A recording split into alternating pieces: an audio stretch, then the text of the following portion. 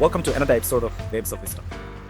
Today, I'm going to interview a guest who is actually a medical doctor from US, Illinois, and who has also got an expertise, I would say, in financial advice or financial management, and who has actually been speaking and writing about the subject, and also an author of 2 books. And he advises people on how to invest. And recently, he has written a book called The Purposeful. So we'll be deep diving into this. So we are recording. I'm recording it from Maldives, and Dr. Jordan is all the way in US.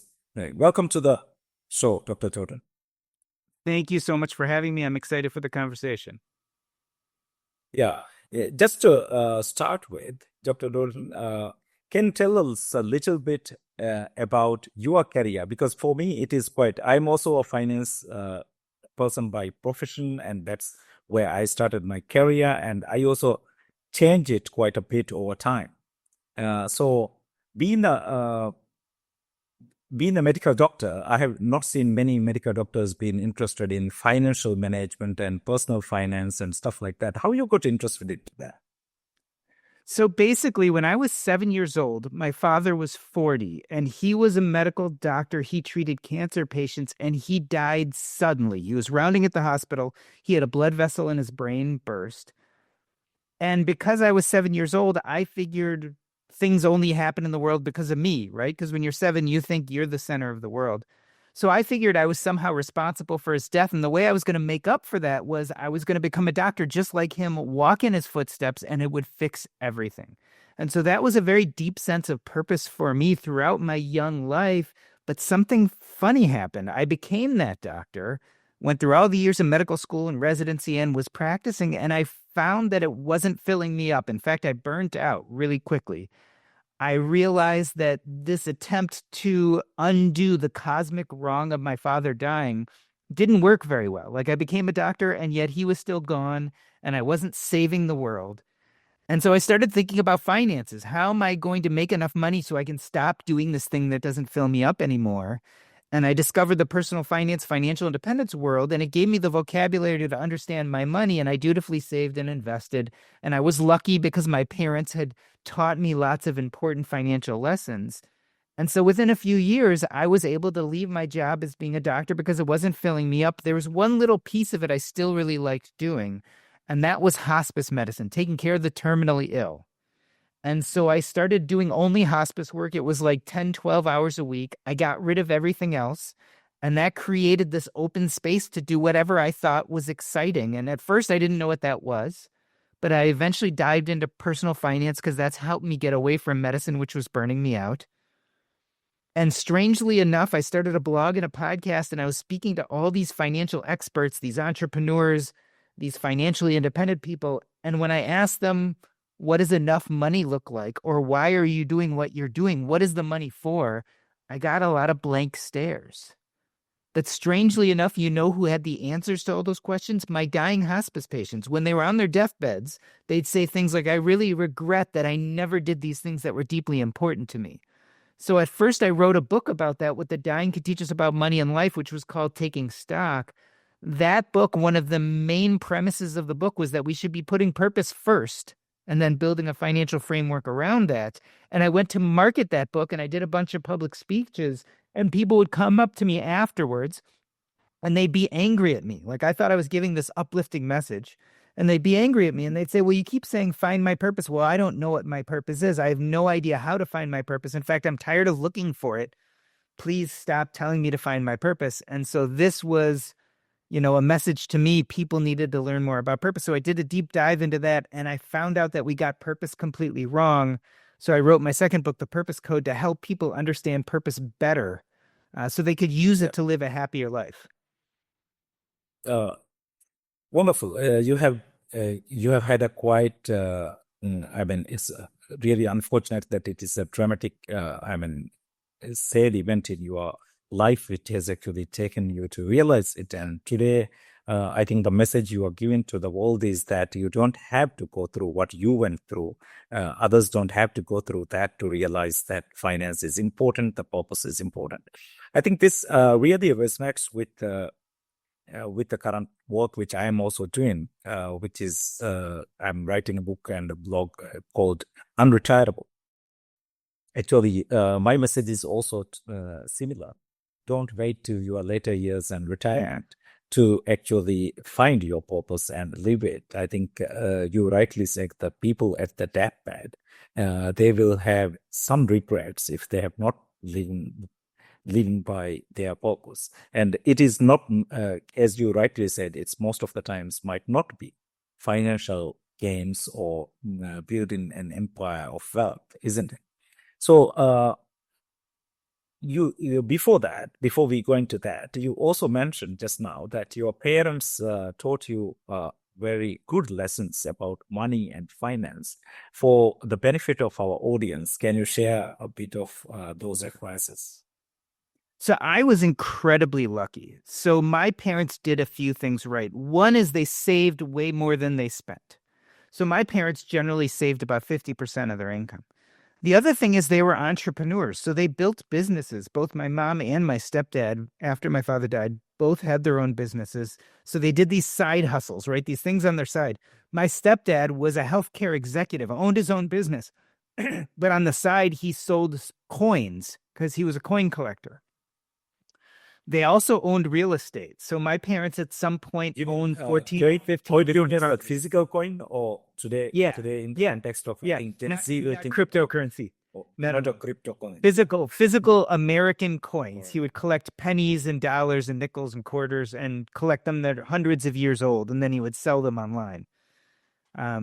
And then my parents also were involved in real estate. They owned 10 or 15 properties, which they rented out. And last but not least, they invested in the stock market. So I grew up seeing all of this. They didn't necessarily teach me how, but they provided that wonderful modeling so that when I got older, I did all those things, even though I didn't know what I was doing. So I ended up owning property. I ended up investing in the stock market. I ended up owning my own medical business. But I kind of fumbled into it because I saw them do it, not because I really understood deeply why it's important and what it actually does for you. Yeah. So basically, you are just following their footsteps, right? So that you are also, you also touch based on your talks with the people at their deathbed. I think this will be a very powerful message for our audience and the world to know what actually people regret or what actually people hoped that they have achieved during their life, and what is this conversation is like, Dr. Jordan? Well, first and foremost, let me tell you what people never say. People never say, I wish I made more money. No one ever says, I wish I worked more nights and weekends. So they generally say some version of, I really regret that I never had the energy, courage, or time to. And whatever comes next in that sentence is actually really germane to their sense of purpose. But for everyone, it's different because different people are interested in different things. So for me, if I went back 10 years ago, the answer to that question would be, I really regret that I didn't traditionally publish a book. And so for me, that became what I call a purpose anchor, something to start building purpose around. The problem with the dying is they don't have any time left to start building a life of purpose around those things. So usually it's some version of something that was really important to them. For some people, it'll be playing more pickleball. For other people, it's writing a book.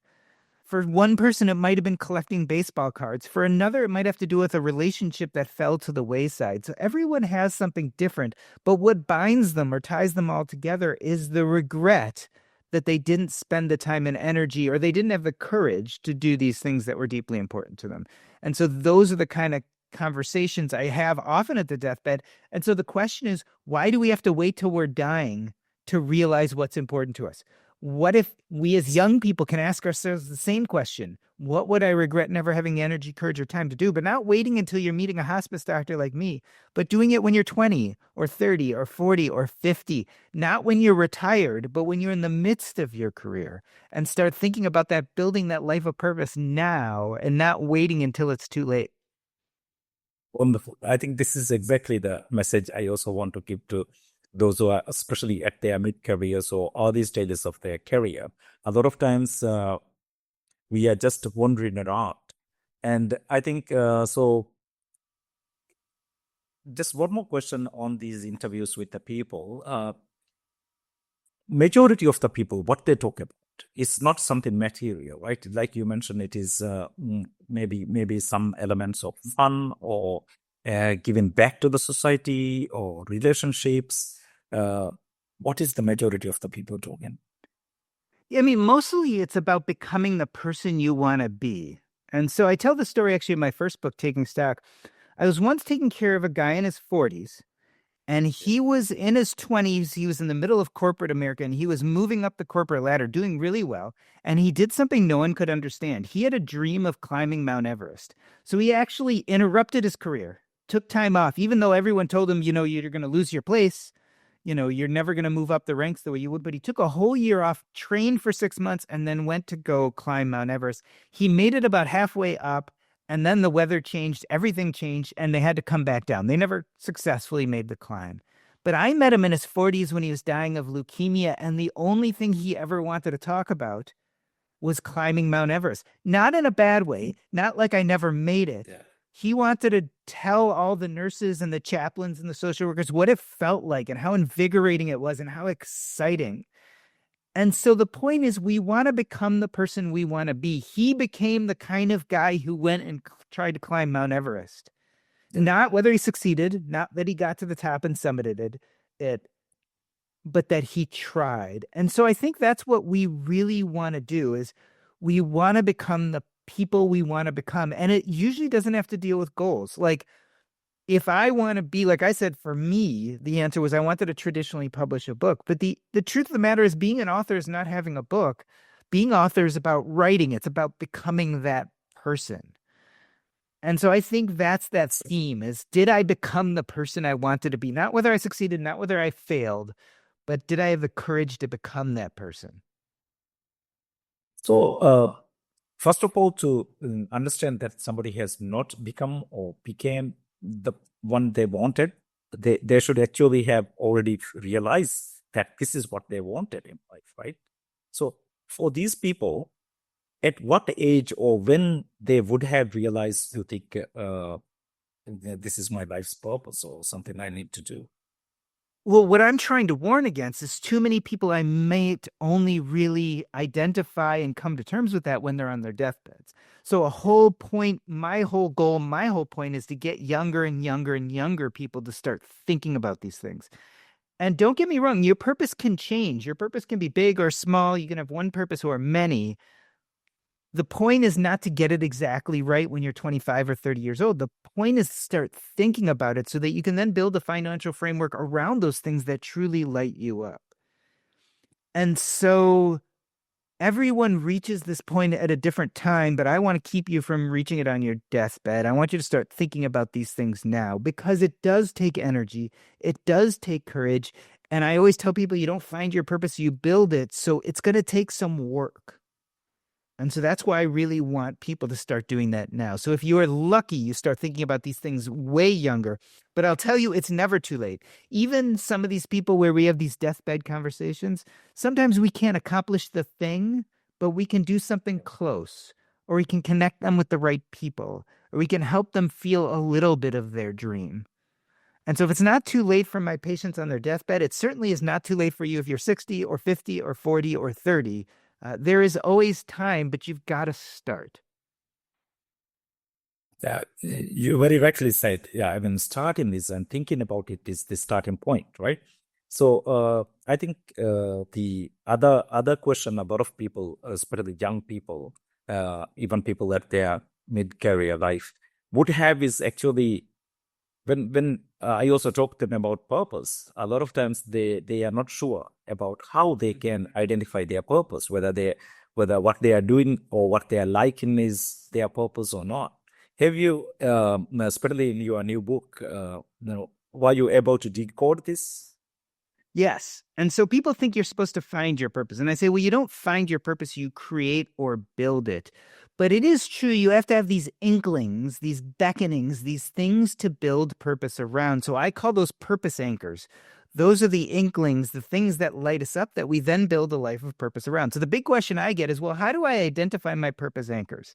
And so in the book, I talk about a bunch of ways, but let me quickly tell you about 3 or 4 quick ways to identify your purpose anchors. The first one is the one we just talked about, is regret. Like, think of the dying and ask yourself, what would I really regret if I never had the energy, courage, or time to do this thing? But if you're young and healthy like me, when I could say, boy, traditionally publishing a book I'd really regret, well, then I can turn that into a purpose anchor. That's an inkling, a beckoning of something I can build purpose around. So then I had to go meet people who had wrote books. I had to get an agent. I had to start researching what I wanted to write about. Those were all activities I could then build around that purpose anchor. So regrets is a great way to identify purpose anchors. The joys of childhood. I always tell people, what did you love as a kid? Because often kids pursue purpose without any society telling them what they're supposed to do. But at some point, we go to high school and college and we get involved in our career and we drop all those things we loved during childhood. You ever notice that kids can go out and play and they lose track of time and they don't care about goals? They just want to have fun. They go build a fort or go play basketball or go do something all day and forget to come home for dinner. That's purpose. And so I tell a lot of people, well, what were the posters in your bedroom? What were the medals you won? What were the drawings that you put in your bedroom? Think about those. Maybe those could be some purpose anchors. For me, when I was a little kid, I loved baseball trading cards, these cards that you buy and sell, and you buy packs and you open up the packs. And even today, even though I don't pay attention to baseball, I don't collect cards anymore. But if I'm on Facebook and I see something about baseball collecting cards, my eyes light up still. So if I wanted to build a life of purpose, I could start doing things like that. Another good one is what I call the art of subtraction. So we talked about regrets. We talked about the joys of childhood.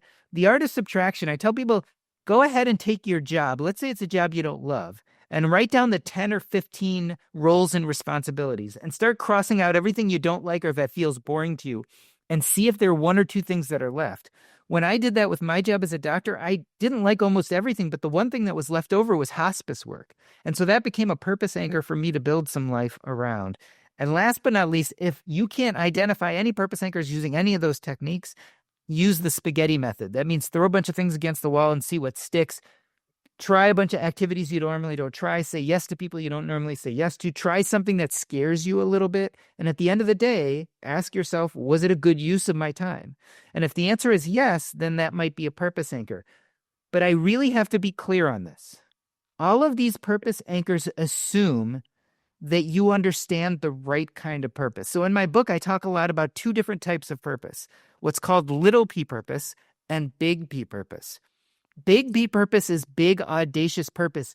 It's this idea, if you can think it, you can build it, and it's really hard to attain. So think about becoming the president or traveling to Mars or curing cancer. At least American society teaches you should be going for this big, audacious purpose. But usually when you do, it leaves you frustrated because it's really hard to achieve. You have to be the right person at the right time, saying the right things with the right genetics and a lot of luck. And most people don't have that, so you're likely to fail. So it's very scarcity mindset oriented. I'm more interested in little p purpose. Big P purpose is goal oriented. Little p purpose is process oriented. It's about doing things that light you up. Whether you succeed or fail, it's enjoying the process, so it's very abundant. So I always tell people, when you're looking for these purpose anchors, you really want to be focused on little p purpose, things you enjoy doing, the process of doing them. Don't worry about the goals, because if you focus too much on the big P purpose, you're going to set up these purpose anchors around these things that are really hard to achieve, and most likely you're going to find yourself frustrated. Wonderful, wonderful. I think that's a beautiful way to look at it and connect it. And I think it is very important that we enjoy the process, isn't it? I think the process is everything. Yeah. And I always tell people, it's not that goals are bad. You can have goals, and in fact, they could even be big, audacious goals. But if your enjoyment only relates to the goals and not the process, you're going to find yourself not enjoying most of what you do to hopefully reach a goal that you're most likely to fail. But even if you do succeed, you're happy for a few minutes, a few days, a few hours, and then all of a sudden you're up to doing the next goal. And the problem then is if you don't enjoy the process, you're going to be spending most of your time doing things you don't like. And so what I say is we should be goal agnostic. You reach the goal, great. You don't reach the goal, great. But you have to enjoy the process. Going back to the patient I took care of who wanted to climb Mount Everest, things weren't lost because he didn't make it to the top. He loved the process. And years later, when he was dying, it was the process that lit him up, not whether he reached the top or not. Yeah, I think that's a very important message. And since you are a medical doctor by profession, uh, how could you explain the positive effects of somebody enjoying the process and not the negatives of not enjoying the process physically and So it, mentally for the people?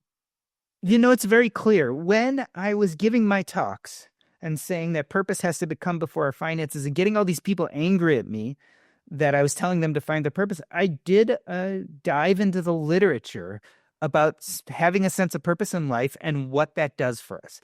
And the studies are very clear. Having a sense of purpose in life increases happiness, health, and longevity. Imagine if someone could give you a pill and said, if you take this, you're going to live 30% longer, be 30% happier, and be healthier, you would take it. Well, purpose is the same way. On the other hand, there are other studies that show that up to 91% of people at some point in their life have something called purpose anxiety. This idea that purpose actually makes them stressed and frustrated and they're having trouble finding it and they get depressed. And so the question is, what does it look like in your life to have purpose be a force of good and not a force of anxiety? And again, that gets back to the difference between little p purpose and big P purpose. Purpose really feels frustrating when it's big and hard to reach and when we don't enjoy the process of getting there. On the other hand, we see the physiologic benefits. When you're doing something you enjoy the process of doing, it lights you up. People call it a flow state. If you've heard the term flow, it's this idea that when you start doing something you deeply enjoy, you lose track of time, you stop worrying about goals. It's like Michael Jordan playing a basketball game, right? This idea that all of a sudden he just lost track of everything and he was just in the zone. And I think that's where you get all those physiologic benefits. The more of our life we spend in that space, I think the happier and the healthier we are. Wonderfully explained. I think so. What is happening to the human brain at this stage? Oh, so I'm not a neuroscientist, but I imagine you end up with a mix of dopamine and oxytocin and norepinephrine.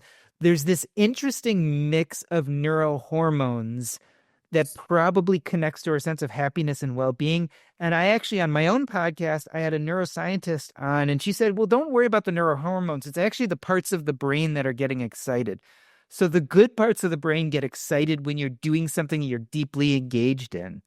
And I think, again, that's the closest we get to flow and happiness, is trying to excite those good parts of our brain and trying to calm those bad parts of our brain, the ones that give us anxiety and stress. Yeah. That's what I also heard from most of the speeches of neuroscience. I have also heard. Um, and do you recommend any strategies for people to live by, or any strategies they can adopt to actually to especially let's concentrate on the small p purposes, what you're talking about, because that I also believe can be very powerful actually over time. So what are the strategies people can adopt in their daily lives and like as part of, I would say, like habit formation or their discipline to ensure that they live by these purposes? Yeah.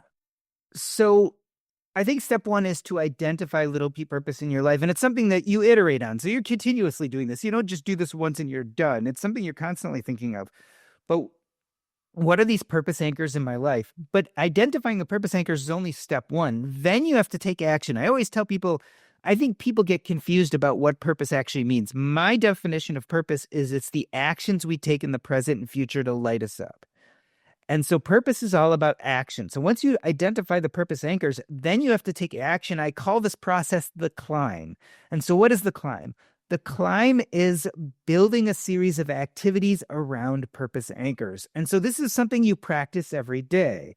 Every day, whenever you have free time and you're saying, okay, now I want to engage in something purposeful, you're going to look at these purpose anchors, whether it's writing a book or collecting baseball cards or hiking or playing pickleball, whatever those purpose anchors are, then you have to build climbs around those. So you have to say, what activities am I going to engage in that are involved in those? So if I'm talking about writing a book, am I going to practice my writing, an hour a day? I'm going to sit in my study and write for an hour a day. That's one climb related to it. Or maybe I could go to a book club, right? And by reading books with other people and discussing them, I'm going to become a better writer. So that is a climb associated with that purpose anchor of wanting to write a book. Maybe I could get a coach. Maybe I could pay a little money to get a writing coach. Those are all climbs. Maybe I want to write a blog about being an author. Maybe I want to start a podcast about being an author. Maybe I want to follow and just read other authors' blogs for an hour a day. These are all climbs based on our purpose anchors. And for every purpose anchor we have, we can start building these climbs around it. And so the habit is when you have free time, at least in the US, we have the Bureau of Labor Statistics does the US Time Survey. And so they survey average Americans and ask them questions about things like free time. Your average American has somewhere between 4.5 and 5 hours of leisure or free time a day. So you have time. So the habit is that we have to start building these climbs in that free time, start identifying the purpose anchors, and then every day we do something simple and abundant that we could really enjoy, and we build activities around those. And those activities over time not only fill us up, but they connect us to other people. So when you join that book club, you're connecting to other people who are excited about the same things you are, right? When you start a podcast and you interview someone who likes what you like, you're creating a connection, you're collaborating, you're building. And so that's the best practice, is not only to build these climbs, but to use those climbs to connect with other people. There have been really clear studies about happiness. In fact, the Harvard Adult Developmental Health Study started in the United States in the 1930s, right? And they studied people for 70 years. And at first they did questionnaires every 2 years, but eventually they did like blood tests and MRIs and EEGs, studied thousands and thousands of people to answer a basic question: what makes people happy? And after 80 years of studying people, they found it wasn't wealth, it wasn't your career, it wasn't your achievements. What really makes people happy is interpersonal connections. It's our relationships. So if we really want to get happy, we actually have to build better relationships. And you'll notice, I didn't say purpose makes us happy, right? That's not what the Harvard Developmental Health Study found. But I believe little purpose is a great conduit to forming relationships. When you do things that light you up, other people can't help but be attracted. Like a moth to a flame, they want to collaborate with you. If they have something to teach you, they want to teach you. If they have something to learn from you, they want to learn from you. This is where you become mentor-mentee. This is where you collaborate, become friends, and that's where the happiness sets in. So little p purpose, great conduit to relationships. I think this podcast itself is a testament to what you just said, because we are just connecting from the opposite sides of the world. Yeah, across the world. Yeah, in Maldives and 11 hours across you are sitting in Illinois. So I think that is how the universe brings us together when we. And why is this important? And I want to be really clear here. So why is this important? When I was a doctor, I could help maybe 500,000 people a year. I could change their lives for better, for worse. Like I could impact 500 to 1,000 people, but it wasn't filling me up. And so I left that and I became a financial blogger, podcaster, and eventually a book author. Now, my podcast goes out to maybe 1 million people a year. My books go out to thousands and thousands of people a year. I left this thing that was supposed to have this big impact, being a doctor, to do something that was selfish, something I just wanted to do because it lit me up. But look how many more people I'm now impacting. I'm impacting thousands and thousands of people a year. I get to talk to you, not because I set out to interact with people around the globe. I set out to do something that lights me up.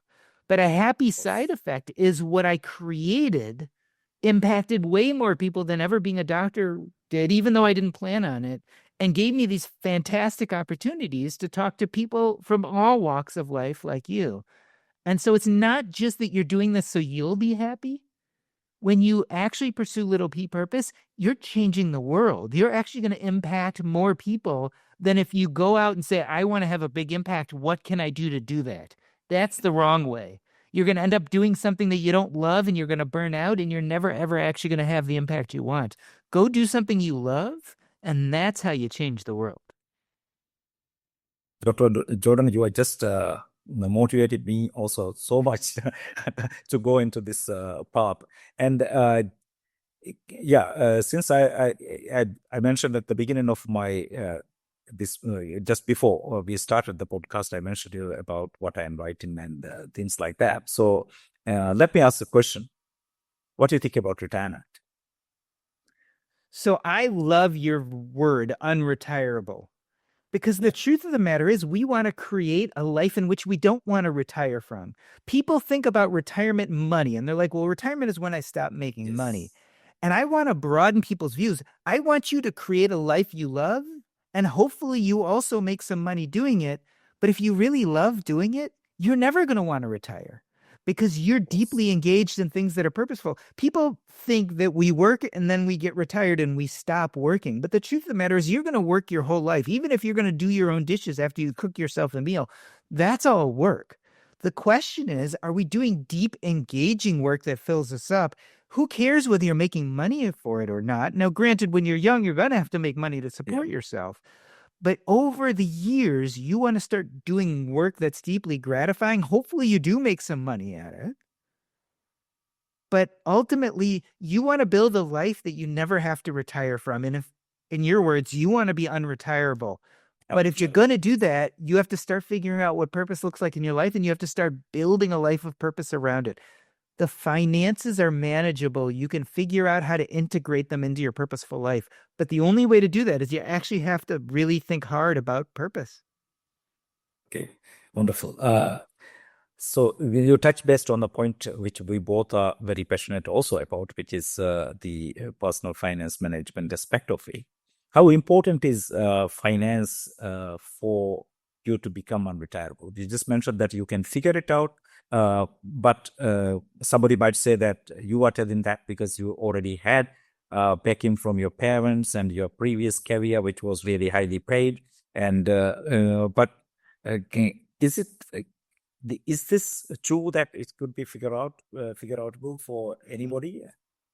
Well, listen, I mean, the Harvard Adult Developmental Health Studies show that money and wealth aren't really connected to happiness. And we know when they look at some of the international studies, some of the happiest people in the world live in some of the poorest countries. And so to believe that money brings happiness is probably not right. And so the question is, and I get this all the time. Someone will say, I'm 22 years old. I have no money. I just got out of college. I hate my job, but it pays the bills. How the heck do I build a life of purpose? And so what I do is I remind people that it is true. Money is a powerful tool. And if you have a lot of money, you can use that tool to hire other people to do the things you don't want to do so that you have a lot of free time and energy to develop a life of purpose. But it's only one tool. So not only do we have money, but you also have your youth, you have your energy, you have your communities, you have your relationships, you have your passions. Those are also tools. And when you have less money, you can start using those tools to building a life of purpose. So let me give you a great example. Let's say you're 22 and you hate your job and you're just barely making enough money to pay the bills. But because you're 22, unlike me who's 51, you're not married, you don't have any kids, you don't have a mortgage. So you have the tools of your youth and your energy and your time. So even if you're working really hard 50 hours a week, you still have time on Sunday that you could start engaging in a side hustle, something that you're deeply passionate about. Pick something you really like and go do it for 3-4 hours a week. At the end of 6 months, you've spent 3 or 4 extra hours every week doing something purposeful. So you've already won because you've brought in 3 or 4 more hours of purposeful activity in your life. But let's say you make a little bit of money. Let's say you get lucky and you make a little money on this purposeful side hustle. Maybe then you can start working 4 days a week instead of 5 days a week. Maybe you can start working 40 hours a week instead of 50 hours a week. When you start thinking about these other tools you have, you can start using them even in the absence of money. Another great example is, let's say you hate your job and you don't know what feels purposeful in your life, but your parents live a few miles away. Well, maybe you give up your apartment you're renting and you start living with your parents for free. And if you do that, all of a sudden you're still at the same job you hate. You're still working 50 hours a week, but all of a sudden you have a little bit more money because you're not paying rent. And so you can use that money on a Saturday or Sunday to do something you really love doing. Or you can use that money to not need to make as much at work. So you can work a few less hours. Or you can use that money to change jobs to maybe a job that you like a lot more, but doesn't pay as much. And so there are always options. We have all these tools. And so we can use those tools to start adding in more purpose to our life and start getting rid of things we don't like. And so, you can say, boy, I'm lost. I can't do this, and just quit right away. But it behooves you, especially as a young person, to realize that throughout your life, you want to continuously improve things. You want to continuously build more purpose in your life. You want to continuously get rid of things you loathe. And so by the time you get to the age of 50, you want to be doing a lot more things you love and a lot less things you loathe than you're doing at 22. But it's work. It's work. You've got to use all those tools. You've got to utilize them. You've got to leverage them in order to start building the life you want.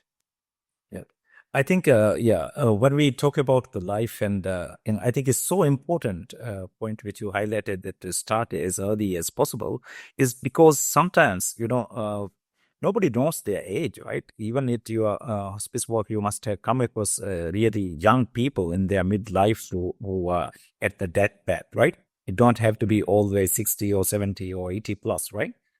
No, I take care of people in their 30s and 40s too. So actually, I also had a very close friend of mine who actually passed away during late 30s, and but I believe has lived a very purposeful life, because I can draw so many examples from his community engagement, his giving back nature to the community. But he didn't live a very rich life. But from my heart, I come to peace with him departing, even because I believe that he, even at his short life, he has lived a very purposeful life. So it is very important, I think, that your message for even youth to find. Was he happy? Right? Did he feel like a pretty happy guy? I think he's happy. Whenever we meet up, he is very joyful. Even at later few years of his life, he lived with cancer, but sometimes he don't even express. Yeah. So, perfect example of how you can not have much money and yet you can still live a purposeful life and feel happiness. yes. So we are coming towards an end of our this episode. Dr. Jordan, it's been absolute gold what you have shared here. So is there anything else you'd like to add to as your last words to our listeners? Very simply, purpose is abundant and it's achievable. You just got to know the steps. And so that's where I wrote my book, The Purpose Code, is to give people the steps. But it is abundant and very achievable. Don't give up on it. Yeah. So basically, if somebody puts their heart and mind into it, they will be able to find it without much hard work, isn't it? Honestly, pursuing purpose is not particularly hard. I know everyone thinks it is, but that's because they don't know the right steps. Wonderful. It's been really a pleasure talking to you, Dr. Jordan Grumet, and I wish you all the success with the work you are doing and the impact you are creating in the world. Good luck for that. And I urge all my readers to pick up your book, The Purpose Code, and read it. I'm sure there will be a lot of strategies and a lot of, I for one, definitely is going to read and apply some of those and some of the teachings what you have just shared with us right now. Thank you very much for being here at early morning at Illinois and night at Maldives. So at totally two time zones. Thank you very much for being on the show.